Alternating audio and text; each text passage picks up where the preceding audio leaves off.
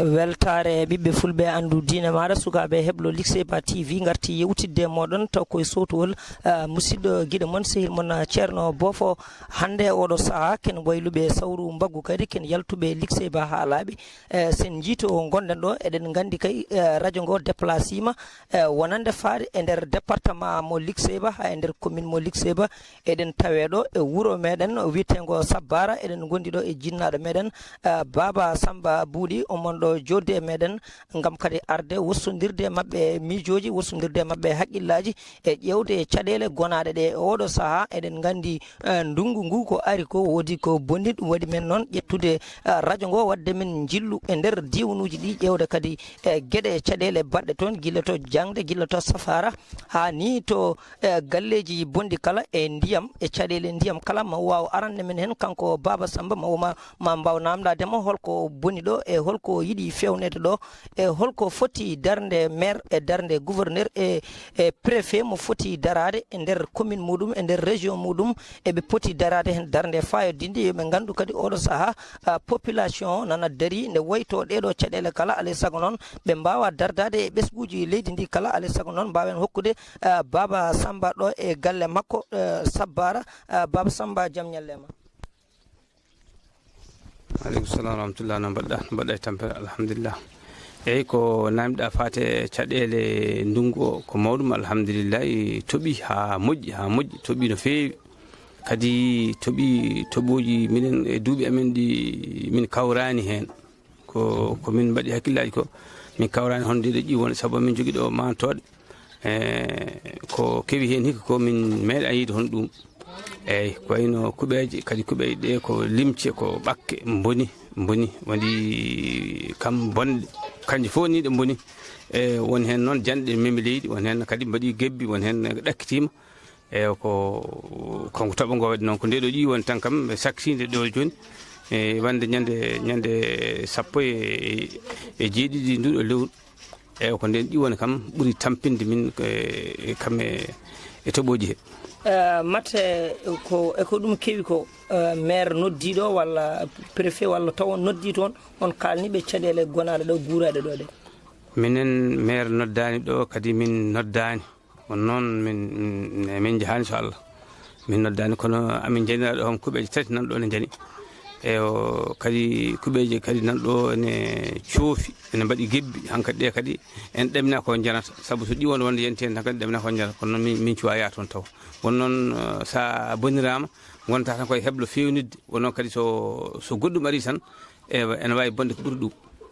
eyyi ɗum noon en kettima koɓe kaali ko e doggol fate kuɓeje bonde garen e ndiyam en nani Sabbara hande oɗo saaha ala ndiyam koɓe jaari ko maɓe jaaha cangol walla ɓe jaaha guure goɗɗe fodde kilométre uji mate ɗum ne tawe ɗo walla tawetake ɗo. minen ɗo joni min dañino ɗo forage edde 92 guila nden wona 92 2012 min dañino ɗo forage aji Oxfam waɗanno min ɗo forage min masde forage tan hedde duuɓi tati o boni guila nden ko bonɗo oɗo saaha min jarata tan koye gorgol komin jarata gorgol forage ɓurɗo ɓallade min ɗo joni ko wuldudama on hakkude amen wuldudama ko kiloji tati e on kadi wona kañƴala fof jogoya ko saaha tan jogoyta hen e pour en cas sa dañi yimɓe e koɓe jeeya kay moɗon ɓe jarata ndiyam gorgol ɗam tawa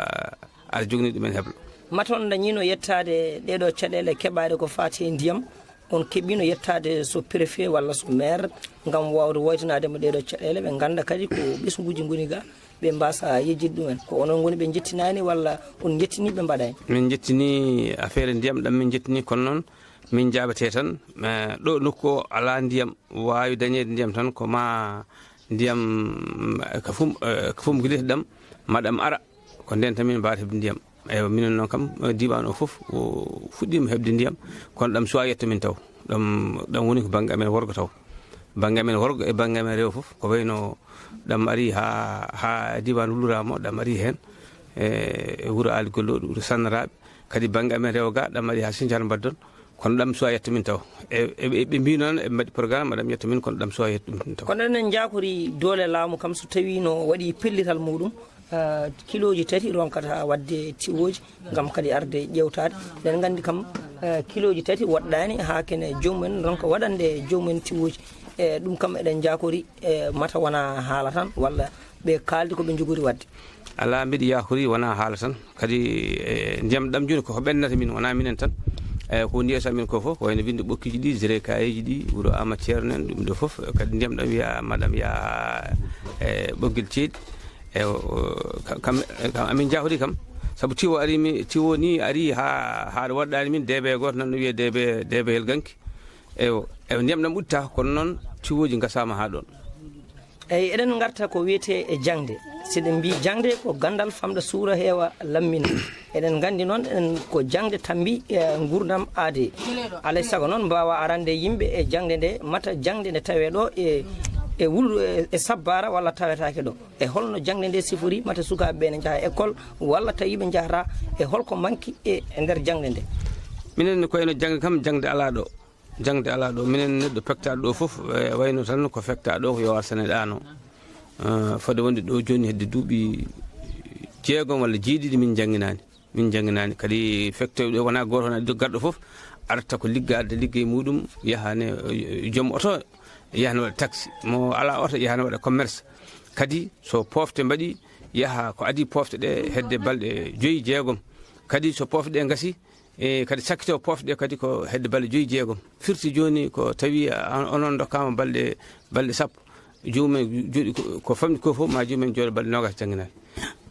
mate en cikkani koye darde parent d'élève uji woni jinnaɓe sukaɓeɓe wasde ɗumen darade gam kadi haɓanade ɗeɗo caɗele wona e darde babiraɓe sukaɓeɓe woni koye laamu o sa min jeehi laabi mi wullitima kono noon wiyete tan ko jangginoɓe ngala soɗo mbawi nang ɗon jangginowo moon somi perdi o on keɓata goɗɗo jangginoɓe ngala kono noon tan wiyete Allah jarama enen gudda kumpital meɗen e ɗemgal pular ma en mbaw rokkudemo kanko kadi o wayno kadi o ƴeewa wasiyaji mo foti rokkude baabi ɓaɗi hojomaji ɗi ɓaɗima gasde en kettima ko haali ko fate jangde eɗen eeri laamu ngu nde waɗata feere watta haqqille e population département mo Likseba anda kadi ɓeɗo koye caɗele goni e cohla wallede ene ɗum noon ballal ne foti arde mabɓe yaccide Baba Samba holko poɗɗa wasiyade hande e oɗo saaha eyyi ko ponmi wasiyade tan kam jangde nde ala kadi ko dokkanmami hen tan yeeru nanɗo fof ne andi jangde nde ala minen ɗo hikka entrée 6e e wannoɓe pour examen koɓe 43 mbanno école wulluram ɗo yimɓe amen ɓe foof kono noon ko yimɓe ɗiɗo paasi ko yimɓe ɗiɗo tan ganmi 43 wonno ko yimɓe ɗiɗo dañi heddi ko noon fof yeehi 0 firti noon ewa jangginaka ɗum noon salmini on mi juurima on ko min Samboude Sabbar haldana e moɗon ɗo e wuuro Sabbar mbiɗa wonde Abdoulaziz Bouɗi mbiɗa wonde e Gavor Wulbiɗeɗe e an Seydi Kane jarama Allah jarama en guddi kumpital meɗen ha laaɓi e oɗo saaha ken yirlinoɓe Sabbara eɗen jokka golle meɗen ha toon to Wuluram ma en mbawa yaade toon kadi ƴewden kadi oɗo saaha hol caɗele campagne moɓe goni ɗum noon wassalam Likseba TV ha joni ene jokki waɗande moon kabaruji moon e nder département mo Likseba kala ko feeñi hen ma on keɓ ɗum e nder chaîne moɗon Likseba TV abonné ɗe wassalam on jarama.